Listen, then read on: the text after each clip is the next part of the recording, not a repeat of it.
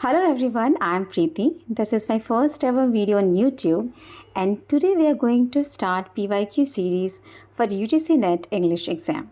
Before going to the question, I would like to ask you one thing. Did you know literature can either teach your mind or move your imagination? Our today's question holds the similar idea.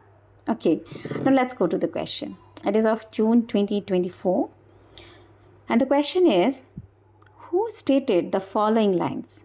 I quote, "There is first the literature of knowledge, and secondly, the literature of power. The function of the first is to teach, the function of the second is to move.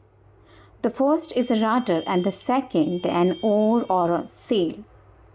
So, out of the four options given here, the correct is Thomas De Quincey. So, Thomas De Quincey wrote Confessions of an English Opium-Eater and believed literature should not just instruct but also experience and emotion. Unlike Pope, Johnson, or Sidney, he focused on how literature affects our feelings. So, what this quote exactly mean? De Quincey divides literature into two types. The first is literature of knowledge. Its main purpose is to teach or inform. Think of history books, essays, or treatises. He compares this to a rudder.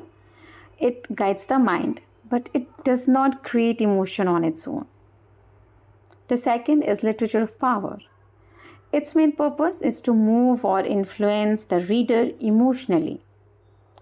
This is imaginative literature, poetry, and stories that stir your heart.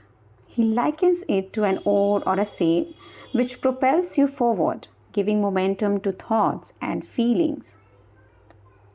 Quincey discussed this in his book, The Literature of Knowledge and the Literature of Power, which published in 1848. So, in simpler terms, we say that some books guide your mind while others move your soul. Okay, now let's briefly look at other authors who are sometimes mentioned in literary discussions. First is Alexander Pope, 1688 to 1744, an 18th century poet known for the Rape of the Lock and an essay on criticism. He emphasized moral commentary in verse. Second is Samuel Johnson, 1709 to 1784. Famous for his Dictionary of the English Language, Johnson emphasized moral instruction and criticism in literature.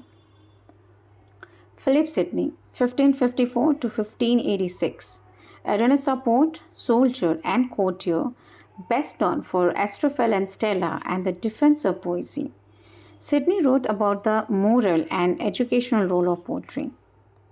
So, next time you read, ask yourself, is this book a rudder or a sail? See you in the next video. Stay tuned with us for more literary insights. Keep studying.